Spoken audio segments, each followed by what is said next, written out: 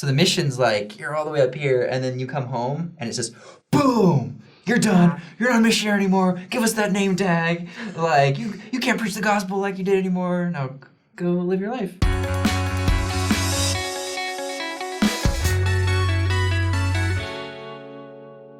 was going to say, hey guys, but David says, hey guys. That's my line. No, you can't use it. I got this. Let's start. Welcome to Saints Unscripted. Today we have our good friend Kaitlyn on the show, and we're going to talk about missions. Wait, Justin, you've talked about missions all the time. What's different? Well, we're talking about post-mission anxiety. This was something that, we've kind of pinged at, and we've talked about anxiety, mental health. We have so many episodes in there. We'll leave the links below for the more interesting ones. But not the ones that I was in, more the ones David's been in. I'm just kidding. But no, so we're going to talk about kind of this combination of mental health issues that sometimes come like after the mission. Maybe not like clinical diagnosed, maybe just like, I'm a little more stressed, or maybe stuff that is a little more serious. Our experiences, maybe you can relate, maybe not. But I guess to start, we've all served a mission, right? Mm-hmm. Indeed. I served Tijuana, Mexico from 2013 to 2015. That's like, I don't know if that dates me. Not really. I feel like it makes me feel young. Yeah, I'm not going to say the years. Yeah, I don't know if I want to say. When did you serve? I served 2014 to 2016 in Chile, El Sorno. It's the very bottom. Very cool. The very southern mission. Do you speak Spanish? I didn't know that. Mm-hmm. Oh, Sipo. We should do Spanish episodes. I served in Chihuahua, Mexico. When did you serve, dude? Oh my gosh. I served in 2010 to 2012. I'm so old, you guys. 2010 to 2012? Yeah, I thought you were like... That's crazy. I was in high school. Yeah, I was... Well, that's not that big of a difference when you're missionary. I mean, missionaries are like... 20. Yeah. Now you all know. Anyway. I'm old, His okay? big secret. I'm old, Gandalf. I know I don't look it. My big secret. You look great. Thought my hairline might give it away, but there you go. So I think this is going to be an interesting conversation because, for instance, I wouldn't say that I particularly experienced any post-mission anxiety. I feel like I was so anxious on my mission. that coming home was such a relief. Getting home, it was just like, I'm on top of the world. I can do anything. Right. You can fly! Man, that's good. We can fly! You can fly! We can fly! Well, and for those of you who've never watched the show before, a mission is when you voluntarily serve the church, just preaching the gospel in wherever they call you for like 1.5 to 2 years. And it's stressful. Mm-hmm. You know, it's hard. Oh, it's hard. It's worth it. Yeah. Right? Yeah. Like you leave it, you're like, I'm glad I did that. Yeah. But I almost think that's where the stress comes from after the mission, is because it's such a cool spiritual experience. You're on the spiritual high, and then it's one of the most, because like, have you ever, General Conference, watch General Conference, it's super great, you feel like really spiritual, and then the next Monday comes along, you're just kind of like, I missed that powerful I'm failing spirit. already. Yeah, exactly. Yeah. Like everything the prophet taught us, I already messed up. So the mission's like, you're all the way up here, and then you come home, and it's just, boom! Boom shakalaka! You're done. You're not a missionary anymore. Give us that name tag. Like, you can't preach the gospel like you did anymore. Now go live your life. And you're like... Yeah, and I think that happens to... missions are a big part of it, and also at that age, I think that a lot of people, we're starting to go to college, we're becoming adults, we're having to face the world in a way that we didn't have to before. Yeah. And like a mission... And the dating, Yeah, dating and like jobs and like what am I going to do with my life? And mission gives you this type of structure, which is nice, and it's really hard and everything. But it also comes at that time of life when you're like, oh shoot. I don't know. I think a lot of people around that age kind of develop like really stressful, I don't know, they go through stressful things or they have mental health challenges, or so it happens to be that a mission also happens at that time. And it's one of those really hard, life-changing things. Really awesome life-changing thing. It just all hits at once. Ow! Son of a nutcracker! Because realistically, any one of these things, it's like, okay, like we can make it through it, it gets better. But yeah, all of those combined, And that's just what you face when you graduate high school. Yeah. You know, because when you're a teenager, it's stressful because you're the hormonal whatever craziness. But then when you're like in your 20s and now it's like you're expected to get married, but then you're also expected to be an adult, but you're really still a kid. You know, and the mission like is cool because it gives you a chance to get to know yourself a little bit as an adult in a structured environment. Yeah. But then it doesn't translate 100%. Like, because there's a schedule on the mission. Like you were saying, it's structured. You've got like the wake up at a certain time, study the scriptures for a certain amount of time, go out, preach, go to these lessons that you've scheduled, and then come home, eat dinner. You know, every hour of your day is planned out. I don't know about you, but when I came home, I woke up at 7 the first day, and I felt really guilty.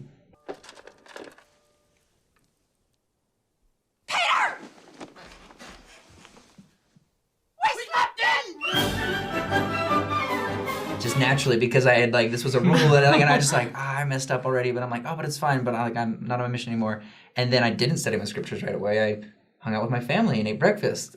And then they watched a movie, and I was like, I probably shouldn't be watching a movie. And I'm like, no, I can. You know, like that first few weeks is just like this. The last 2 years is kind of deconstructing, and I think that alone, whether it's like diagnosed anxiety and depression, I don't know, but there is a certain amount of just anxiety involved. Yeah, in coming definitely. home, right? Like that transition, any big transition in your life is gonna, like, whether it's marriage, whether it's a new job, whether it's like school, any big thing is gonna introduce a certain amount of anxiety.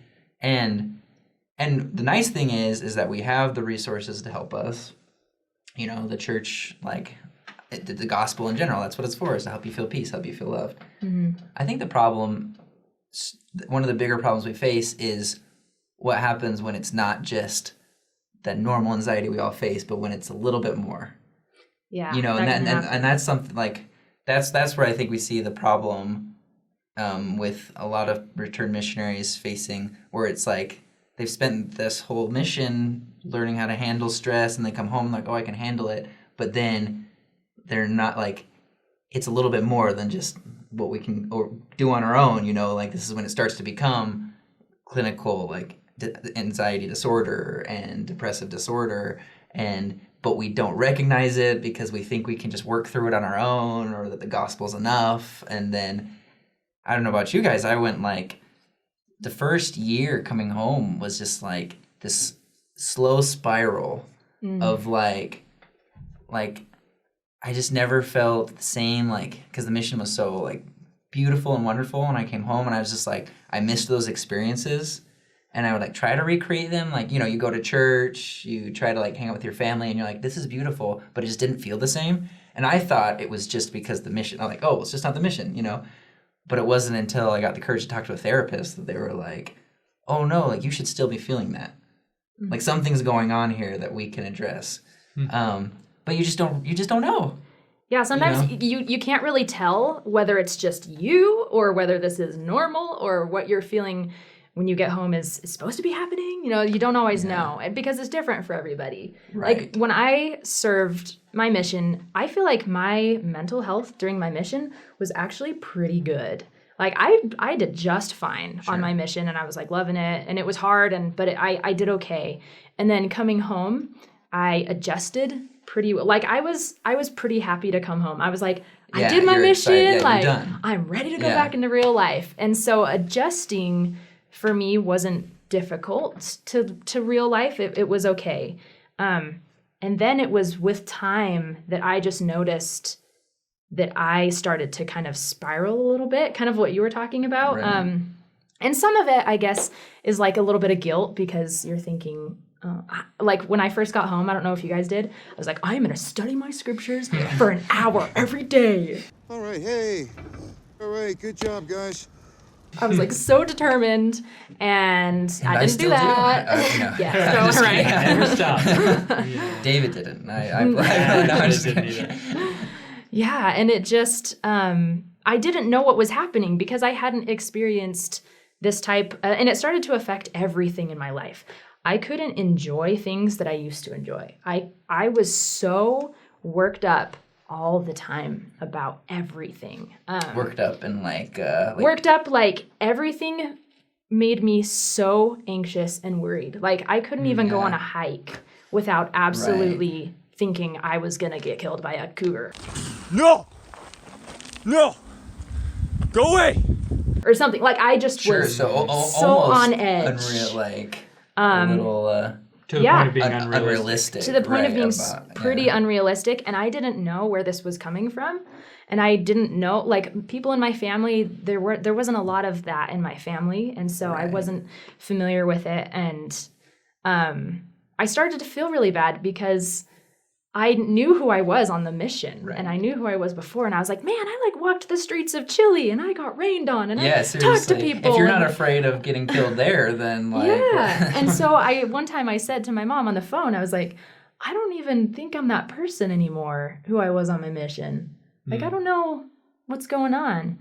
And it was finally when I decided to recognize, like, talk to somebody about it and find a professional or whatever the help I needed, that was when it got a lot better. Like, sometimes you just have to take that step to accept, like, okay, something is going on and I need to get help for it. Because it's just like that first step, just recognizing it is what helped so much. Because, like, now I kind of understand why I'm feeling this way. Yeah. This is really interesting because everybody's experiences are different. I have a hard time relating a little bit because I feel like I came home from my mission and I was just like, take my sword and go charge at the world and, you know, have a great time.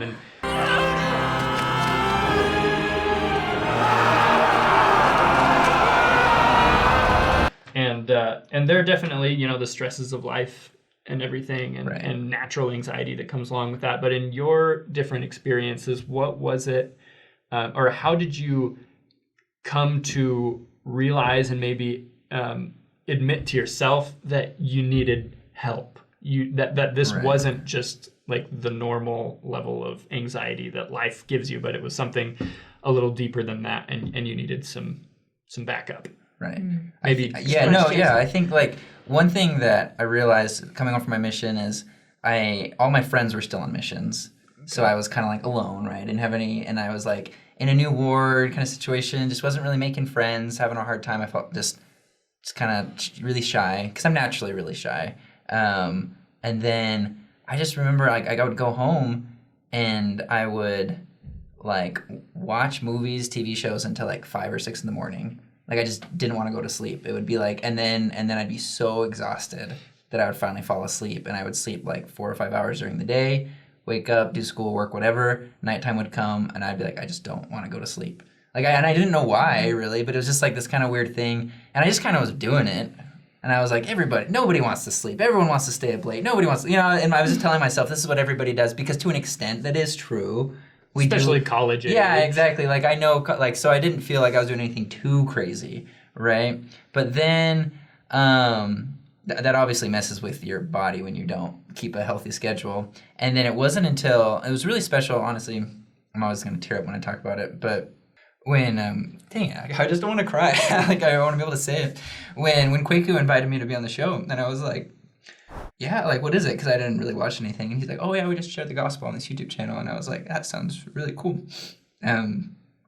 Just, like, any chance to bear my testimony, because that brought me so much joy on my mission. And I was like, maybe that would help me feel a little more excited just to live, you know? Because I wasn't living, you know? I was just sleeping and watching shows, which you can live doing that, but it just didn't feel right. And so when I got invited like to help stay on the show, it was really special, and that definitely like got me something to look forward to, something I was excited about.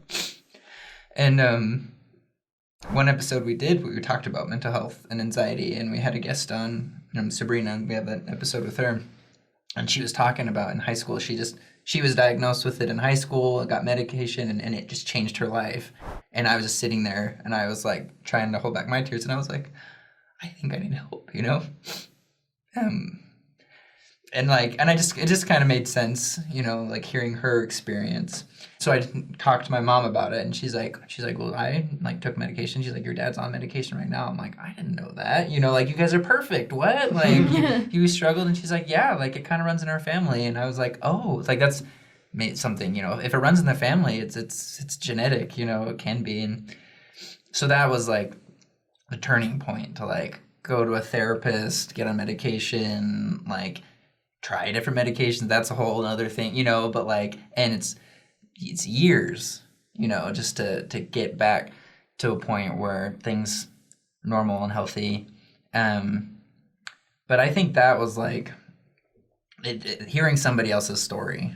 No, not everybody feels like this. It's very unique. You're not alone though. You know, it's like this is like this caveat, like no, not everybody, but there are people, and they got help and it got better, so you can get help when it gets better.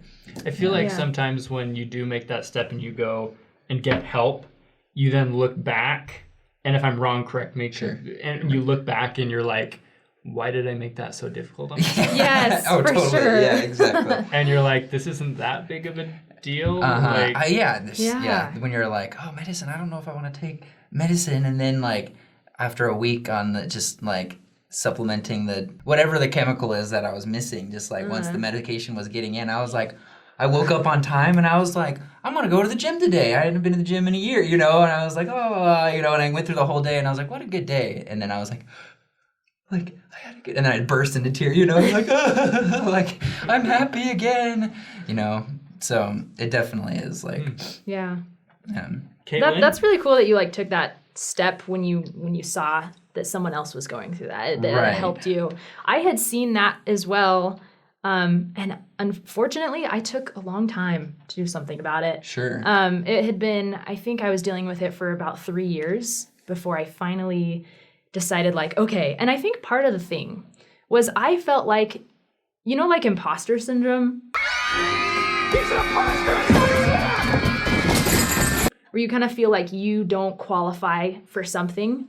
I felt like my struggles. Can you actually like explain that? I was like, in where more you detail? fall in love 'Cause with your I've never, kidnapper? I've never heard of that. It's like Stockholms. it's like when you get a job, for example, and you are at your job and you feel like everybody totally knows what they're doing and you kind of don't. You're like, I'm just faking Right. it. I don't know if I'm supposed to be here. When I don't know everyone's if I'm really, skilled everyone's enough. faking it. Yeah, everyone's but faking it. You but feel like yeah, I was feeling like what I was going through wasn't as bad as what other people were going through. And I was like, is this even worth getting help? Like, am I doing that bad?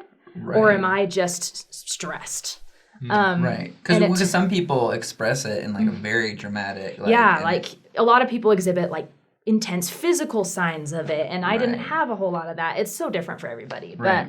But, and I was at BYU at the time and I would walk past like the therapy office and I would like slow down and then I'd be like, no, I'm not. And I did That's that so so many stressful. times. And then I finally said like to my husband, like, I really need to talk to somebody and I think I need to get some help because I realized that I was struggling to live my life how I felt like I wanted to. I struggled to recognize and feel the Spirit's influence in my life. It affected me in so many ways. And so once I made that decision, I, went to a professional and he was like, yeah, this is something you have. And I felt instantly just like this peace because I was like, oh, there's not something, like I literally thought there was something wrong with me. Well, you think Like, it's, you think it's your will, your psyche. Yeah, 'cause I'm people are a like- bad person. Yeah. Because I don't want to do the stuff I know I'm supposed to do. Yeah, and people are like, they tell you, just don't worry so much. I'm like, I'm trying. Well, I can't that not. easy. And once I did that, it has just been so much better. We found like the right thing that worked for me, the right, medication, the right talking to therapists and whatnot, and it has just been so much better. And I wish that I had done it sooner. But Right. looking back, I'm glad that I learned the things that I did, and I'm grateful for that structure and just the testimony and the strength that I learned from my mission that kind of helped me through that as well. So One thing that I think that happens, and I've definitely am a culprit of this, is when you when you have a hard time and it's after your mission, I think you can. Bless you. Thank you. Sorry. No, you're good. But I think you make this association where you're like, oh, like the mission did this to me.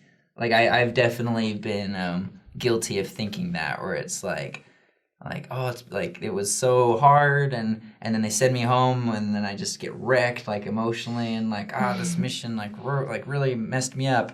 And then when I've gotten through it, now that I'm like feeling a lot better, a lot healthier, I look back at it and I'm like, oh no, it was like you grow up with your parents, all that structure, they're there to help you on the mission. You have a mission president, all these leaders who are always there helping you. And this is at least my experience, right? And then you go to college and you're kind of like all alone.